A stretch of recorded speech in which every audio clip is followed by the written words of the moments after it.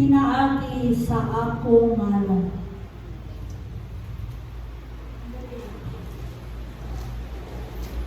Sa una ko, pag-usap, dili kamo ang napili kanako. Dili ko ta ang napili sa Ginoo. Kinsa napili nato? Diyos. Siya ang napili, dili ikaw. Puti pasabot, ang Ginoo maoy nagtawag nimo. Ang Ginoo maoy nagtawag nimo, maoy nagtawag nako para mosulod ta sa ginharian sa langit.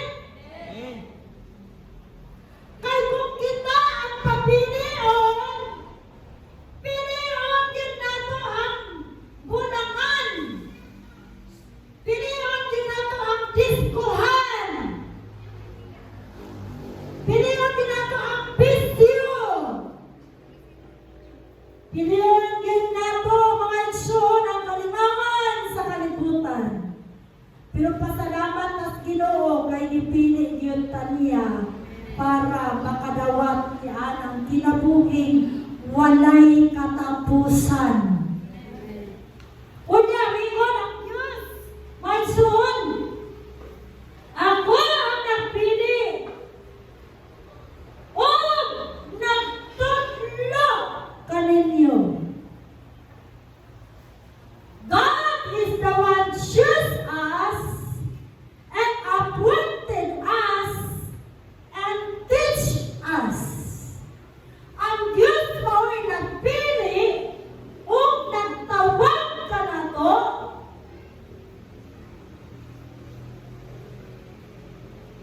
o sa liman niya nagtudlo. Hello! Kita nagtudlo na to si Jesus. Tudlaan ta sa mga butang nga makahatag ka nato og kaayuhan. Dili ta tudluan sa Ginoo aron lang ta malaglag.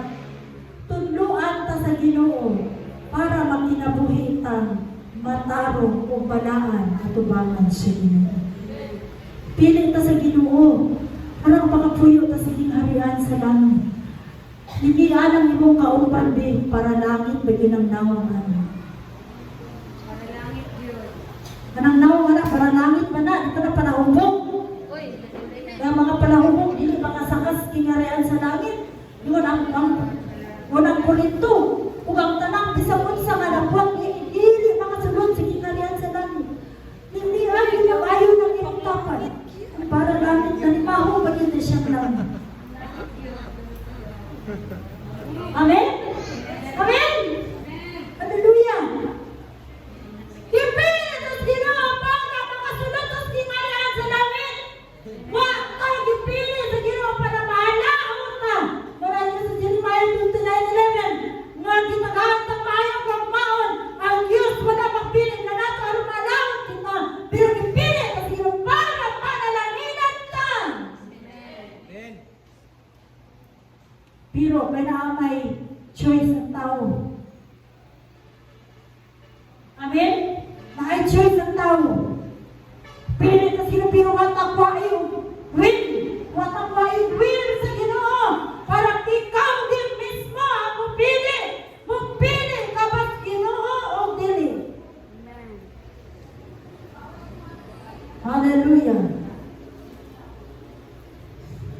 Ako lang, hindi ko ako lang yun.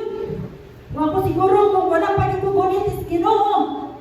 Ay, hindi ko magpastor. Dili yun lalim. Pero kay nakabalumang ko nga kung pilion ako ang dili maayo na ay consequences. Sana consequences na ay resulta sa imo gibuhat. Kung gihato nato ang dili gapungput-on sa Ginoo, mao na ang panahon na nga maalaon ta. Amen.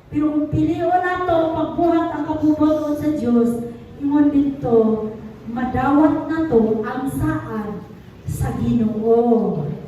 Ang saad sa Dios nga kadaugan, ang saad sa Ginoo nga abundansya nga kinabuhi dito sa promise ng yatag sa Ginoo na ay mga honey, na ay mga milk, hallelujah, na ay daghang mga patyukan dito, na ay mga honey. Sabi ko create sa honey, di ba? Mga bee, mga bees. Tulili na ito, maangkon! Ang saan sa Ginoo mga igsoon, lumayon pa din siya din eh. Ako ang nagpili o nagtudlo kaninyo, aron kamo manglakaw. Unya, o mamunga, o bunga kamulungtad. Unya, sa dihang mamunga ka, mingon ang Ginoo, busa! Ihatag nako sa amahan, bisag unsay inyong pangayoon, pinaagi ka nako.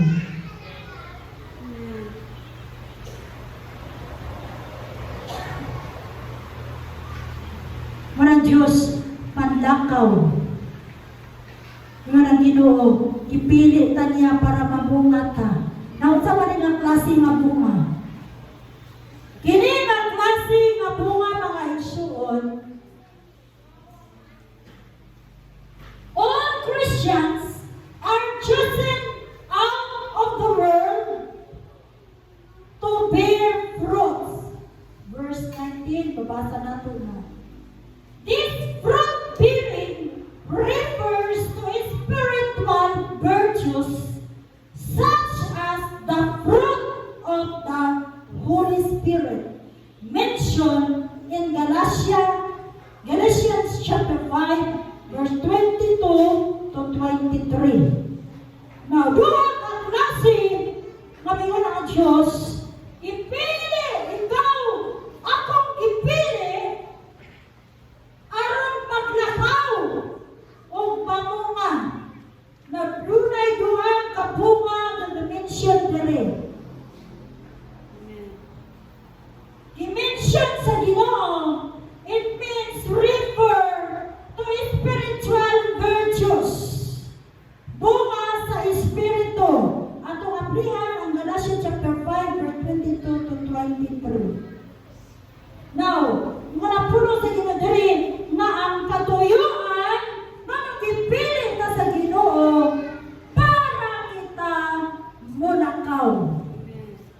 Ang saling mulakaw o magbunga. Nawahamat ang mulakaw. At ang mulakaw ang isuon. Aron manlakaw o mamunga. Huwag masabot ang Matthew chapter 28 verse 19 to 20. Sabay gingon sa Great Commission. Panlakaw kamo o isakyaw ang maayo balita. Asa na ito isakyaw ang maayo balita? Sa tibuok kalibutan. Nga dayon, ngunit tuwag, tudloi sila sa tanan dako nga gitudlo kaninyo.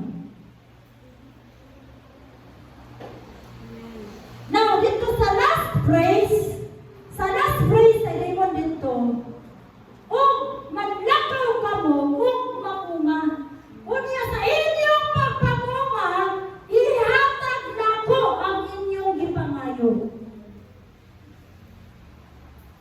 So, kung ba may suon, nga, doon na di ay mga butang, nga atong gipangayo, nga dili pa ihatag sa Ginoo, ay wala pa tanang bunga.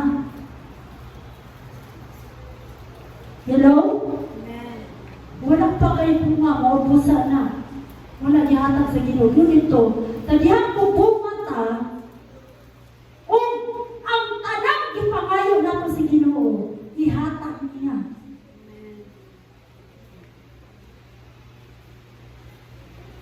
Unya, di pa dito nga manlakaw.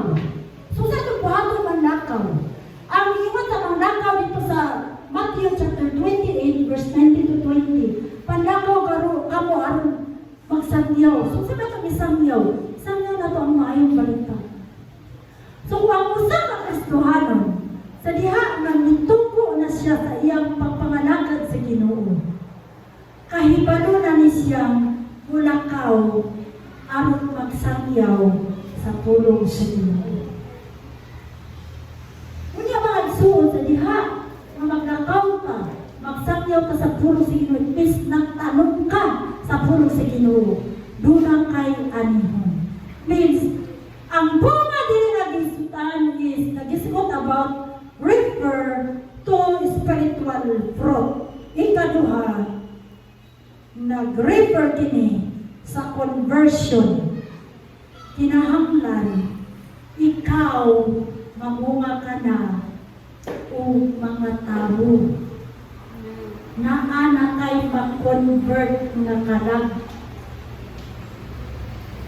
Kunya ni ko ng Ginoo, kung kanya mamunga ka, bisa kung sa imong pangayungon sa imong pag-ampo, ihatag na ko na sa Ginoo. Ihatag na ko na nimo sa ato pa. Tuna na qualification. Maihatag sa Ginoo ang atong gipangayo kung buhaton nato ang gisugo sa Ginoo nato. Amen. Number 1, hinahanglan ang Kristohanon dunay bunga sa balaang Espiritu Santo.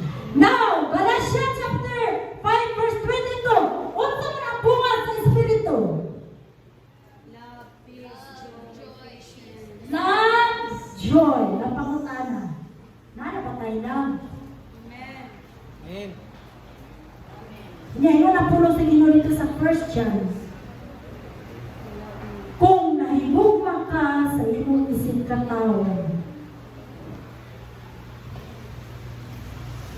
dili mo siya sultian sa pulo nga makasakit. Ano bang di mo siya gitulong?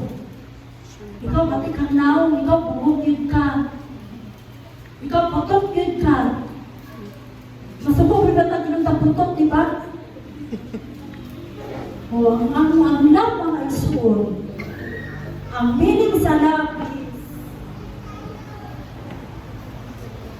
love, mo ni siyang 1 Corinthians chapter 4 verse 7, love naman bears all things. Means ang love